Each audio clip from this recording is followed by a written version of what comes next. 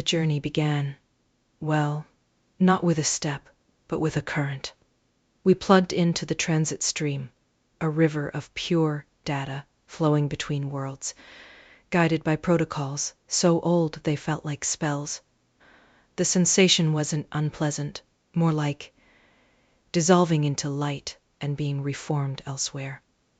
Our first destination was the Nexus of K'tharr, a place spoken of in hushed tones, even in the data hubs of Port Axiom. We materialized not onto solid ground, but onto a platform woven from solidified light, overlooking a chasm of impossible depth. Below, structures defied easy description. Imagine, colossal libraries carved from obsidian, but interlaced with veins of pulsing azure energy. Data didn't just flow here, it cascaded, forming waterfalls of pure information that plunged into the depths. The air, it tasted faintly of ozone and something ancient, like dust from unopened tombs. Sentinels patrolled the walkways, constructs of polished chrome and obsidian, shaped like stylized mythical beasts. Their eyes were lenses that swept beams of analytical light, but carved onto their chassis were runes that flared with protective magic whenever unsanctioned data signatures approached. They weren't merely machines, they felt like bound spirits given technological form. Navigating K'tharr required interfacing with the local network, which wasn't like jacking into a console. It was more like, meditating. You had to attune your thoughts to the resonant frequency of the place, letting the knowledge flow into you. But it was filtered, curated by the archive masters, beings who appeared as shimmering humanoids, composed of tightly woven data and arcane symbols. They didn't speak with voices, but with direct concept transference. Their purpose was preservation, hoarding knowledge from countless extinct civilizations where magic and technology had, intertwined. They showed us glimpses, star maps etched onto dragon scales, spell matrices encoded in fractal algorithms, histories sung by sentient crystals. One section housed the orrery of lost worlds. It wasn't mechanical, not really. It was a vast chamber, where miniature galaxies formed from captive starlight and complex energy fields, drifted in slow, mesmerizing patterns. Touching a specific node, a designated interaction point, would unfold the history of that system, not as text or images, but as a direct sensory experience.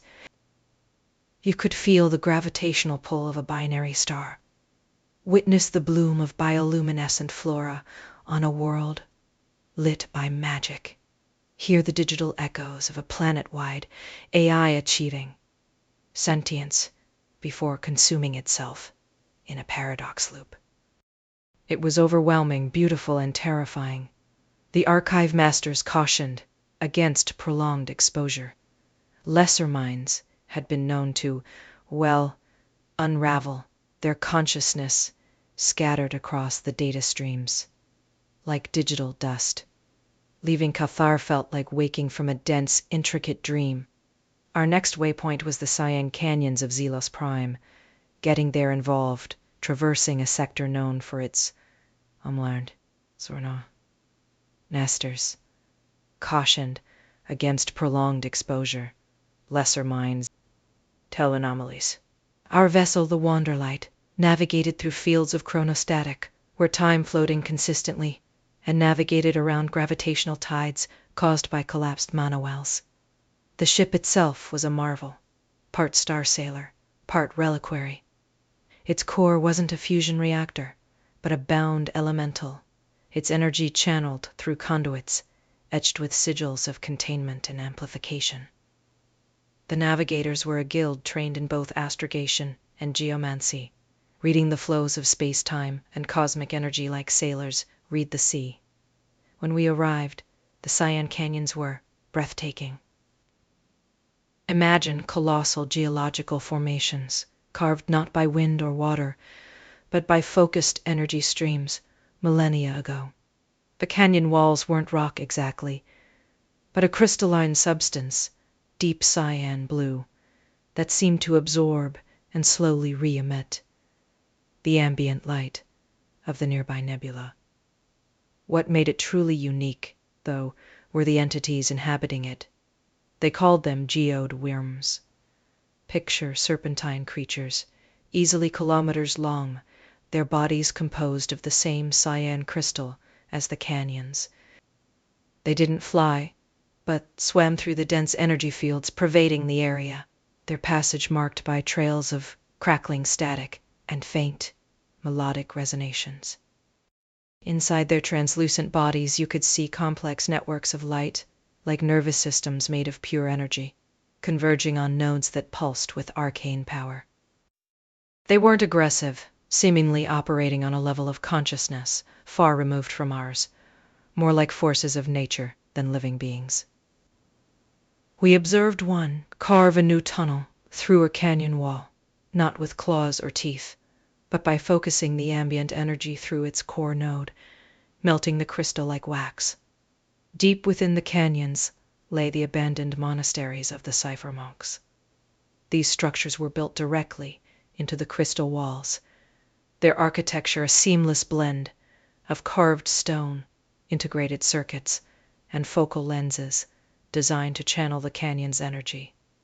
The monks, according to the fragmented records we accessed, were dedicated to deciphering the song of the Geode Wyrms, believing it held the secrets of creation itself.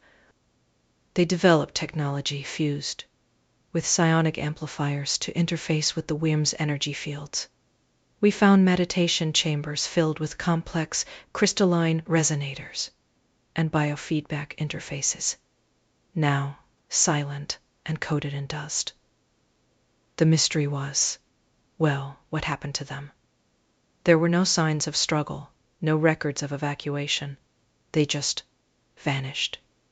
Some legends in the outer systems claimed they successfully transcended, merging their consciousness with the Wyrms, becoming part of the canyon's song.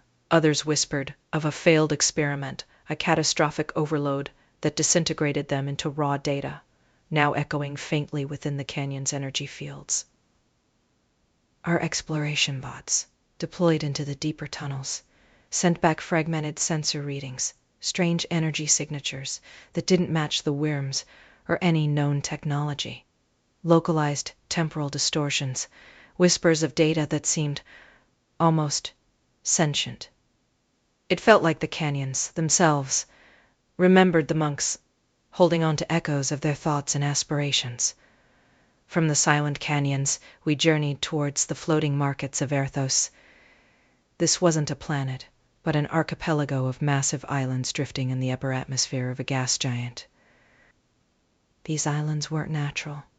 They were artificial, built ages ago, platforms of hyperdense alloys held aloft by colossal repulsor engines, powered by tapping the gas giant's storms and geothermal vents located impossibly deep below.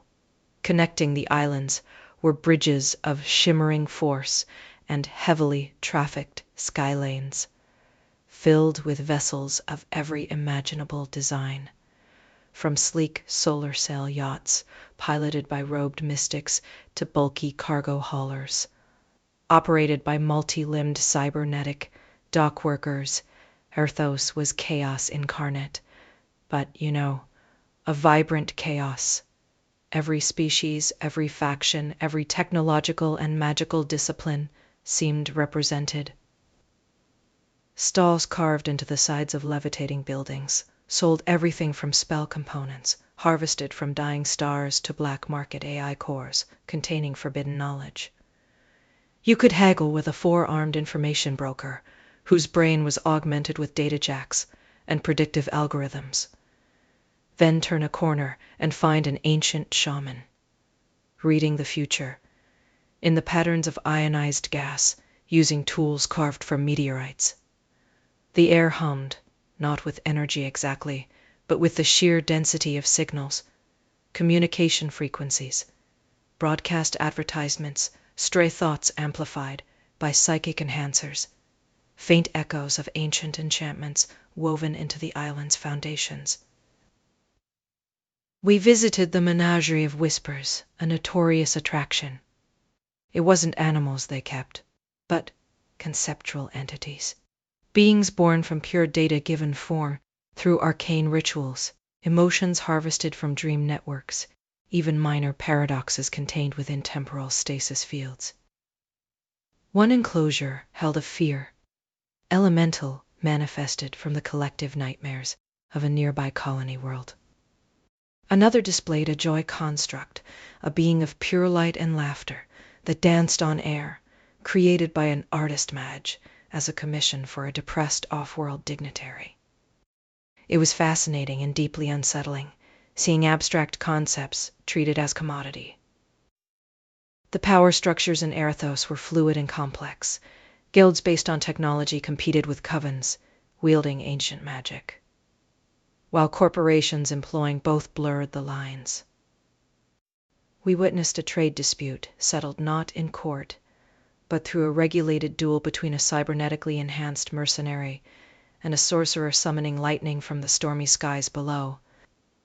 The crowds cheered for both, appreciating the skill regardless of its source. It was a place where the line between magic and technology wasn't just blurred, it was, well, irrelevant. Power was power, whether it came from a mana crystal or a microfusion cell. Our next destination required navigating the Veiled Nebula, a region notorious for sensor ghosts and reality friction. The space here was thin. Patches existed where the laws of physics seemed suggestions rather than rules, influenced by bleed-through from adjacent dimensions or the lingering effects of ancient, catastrophic wars fought with weapons that targeted reality itself. Our ship's hull groaned under the shifting stresses, and the bound elemental in our core flared erratically, forcing the engineers to reinforce the containment fields with hastily inscribed stabilization runes. We were heading for the silent city of Eldoria, located on a world perpetually shrouded in the nebula's iridescent clouds. Eldoria wasn't abandoned, but its inhabitants were different. They were the descendants of a civilization that had attempted mass digital transcendence millennia ago. The process had been flawed. They hadn't fully uploaded. Instead, their consciousness became intertwined with the city's ancient, magically infused infrastructure. They existed as sentient data streams within the crystal conduits running through every building, as faint presences within the city's controlling AI, as echoes in the resonant frequencies of the architecture itself. They could manifest, briefly, as ghostly figures, composed of light and data, flickering at the edge of perception. They communicated through subtle manipulations of the environment, a chime of wind through a perfectly carved archway, a sudden pattern in the flow of water in a fountain, a pulse of light from a dormant console. Interacting with them required patience, empathy, and sophisticated translation software capable of interpreting emotional resonance and data fragments as language. Eldoria itself was hauntingly beautiful. Towers of white, alabaster-like material pierced the swirling nebula clouds, their surfaces covered in intricate carvings that seemed to shift and change as you watched. Part circuit diagrams, part arcane geometry. There were no vehicles, no visible technology besides the glowing conduits integrated into the structures. The only sound was the wind whistling through the empty streets and the faint, almost subsonic thrum of the city's dormant systems, maintaining the inhabitants' fragmented existence. We explored vast libraries, where knowledge wasn't stored in books or servers, but woven into the fabric of the building itself, accessible only through deep meditation and technological interfaces designed to resonate with the city's unique frequency. We saw gardens where the plants were crystalline structures, growing and blooming according to data patterns, sustained by nutrient mists, carrying microscopic enchantments. Communicating with the Eldorians was like piecing together a shattered mirror. We learned fragments of their history, their motivations, the catastrophe that led to their state. It wasn't a villain or an invasion, but hubris, reaching too far, too fast, attempting to merge magic, technology, and consciousness on a scale they couldn't control. They existed now in a state between life and death, data and spirit, forever bound to the city they built. They expressed a profound loneliness, a longing for physicality, yet also a strange peace. A connection to the universe on a level we couldn't comprehend. Leaving Eldoria felt like leaving a wake, a place of immense beauty and sorrow. Our final leg took us towards the Star-Forge of Aethelgard.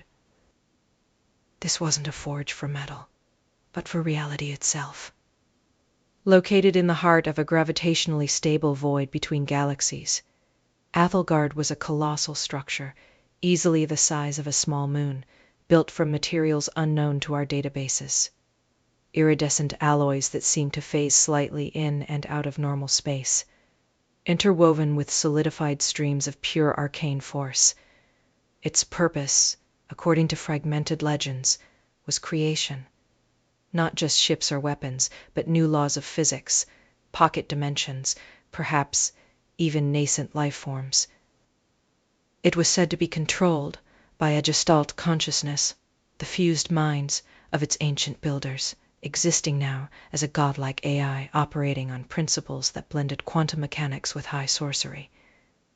Approaching Aethelgard was humbling. Its scale was difficult to process. Energy signatures unlike anything we had ever recorded radiated from it, warping local space-time.